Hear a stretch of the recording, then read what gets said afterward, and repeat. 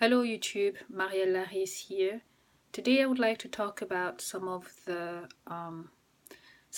ideas that I've come across on YouTube talking about people like me and having relationships with narcissists or sociopath and again psychopath. I hear quite a lot that they talk awful lot about how our relationships are usually perfect, dysfunctional, codependent type of marriage or relationship, and usually they are looking for somebody to feed off of, and people like me are usually happy to oblige because we need parasites, those kind of people in our lives, to feel complete or to heal some part of ourselves, or we have a need to help, so we happily oblige. And then sometimes as well that when we meet them, they give us sub stories about their childhood or whoever's abused them before, and we feel so strongly sorry for them, so we take them in to heal them, to try to fix them, and things like that. Well, I can't talk for other people. I can only talk about what I know, and what I know is my own stories. What I am an expert in to a certain extent is remembering what my intentions, remembering what I felt, remembering how I got into it, and my goals, my relationship goals as well. But one thing as well they tend to mention, or some of them mention, is that we, earlier on when we went into those relationships, people like me, we saw or we sensed, and looking back, yes, there were early signs that for me, I was 19 when I met my husband. I was 19, my husband was 26 at the time. I was not mature. I did not have a slew of boyfriend and relationships to fall back on to know what was the norm and what was not the norm.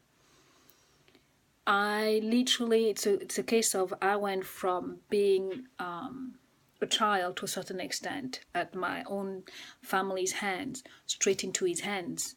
There was no medium, there wasn't in between. So I hardly time to grow up. I wasn't grown, I wasn't developed. I did not know what relationships were or was supposed to look like or act like or be like. It's not like, and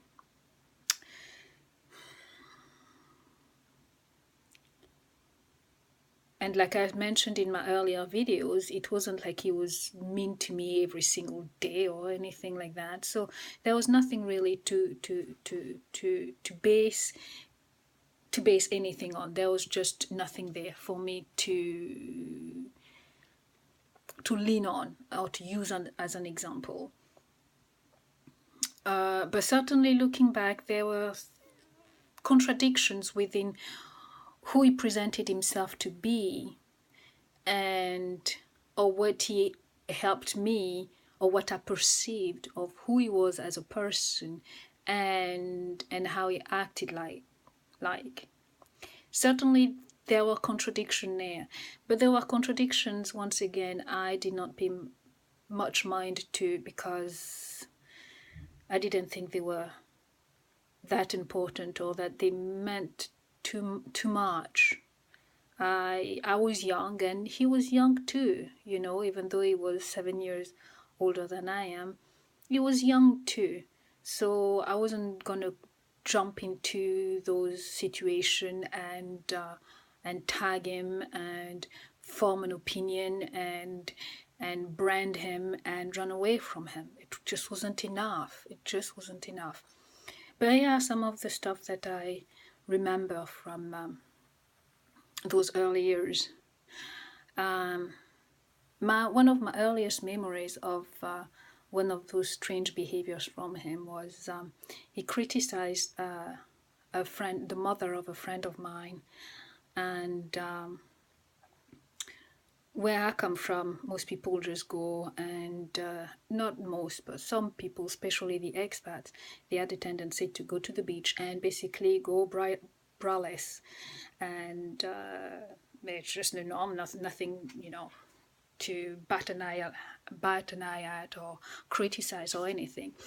But my friend, who was Portuguese, from Portugal, her mother was at the beach and she was braless and she had saggy teeth, saggy breasts. And my husband at the time just started to criticize and laugh and say, just, oh my God, look what she looks like, and she's so old, and breast is just so saggy, oh my God. And he was laughing so hard, and I was very surprised by that behavior of his, and I couldn't quite understand. And I thought to myself, well, I didn't even think. I just confronted him. I didn't confront him, but I just said to him, listen, you have a mother, right? If you have a mother, how old is she? And do you think that her breasts are perky or are better than hers? And he got really upset. He got extremely upset at me, and he went and he said, I can't believe you're talking about my mother. That's my mother. How could you? And I just, I backed off and I said, no, but I'm trying to get you to understand that, that woman is probably not far from the age of your own mother, and yes, her breasts are saggy, that's true, and she probably shouldn't show them, but still, that's her decision.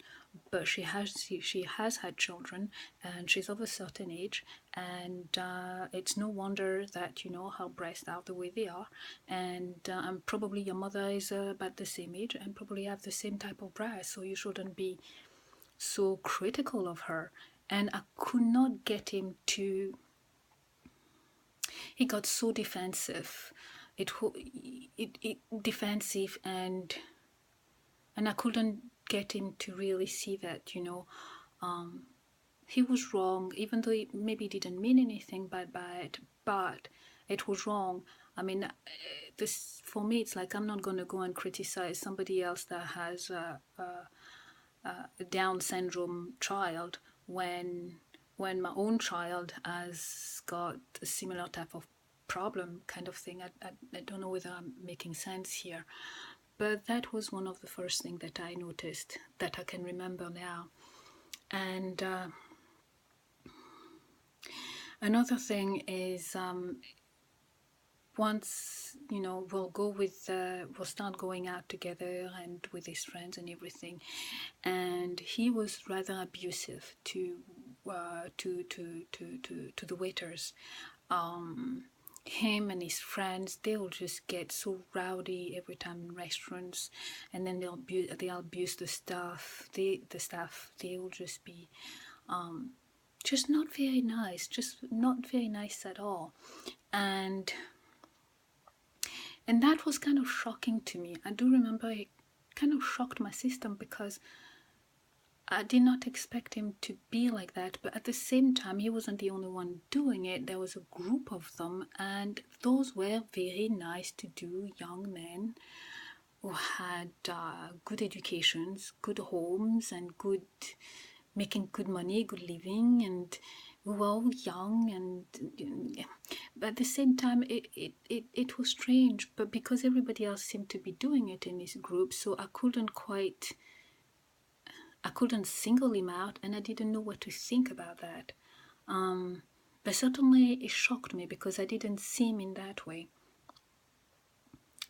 Another thing I've noticed over the years, and I've been with him now for 24 years now, is that he's never given anybody, any beggar or anybody a coin or money. He's never gone out of his way to help somebody. He always has a good reason. He always has, and yet he's always been generous with me. So that's another thing. And another thing I've noticed with him, he's always been whiny, always been complaining about a situation, complaining about something, and has a habit of hating people right from the bat. It's a case of, especially like actors and actresses or people like that, he'll just right off the bat say, oh, I don't like that person. And if you ask them to, why don't you elaborate? Why don't you like that person? Or why is this? And he never has anything to say to explain himself, just because I just don't like them. I just can't stand them. And those were now to me it looks very strange, but at the time I just took that on board. That was just him, and I just got on with it. But I do realize now that is pretty strange because it was a glaring contradiction between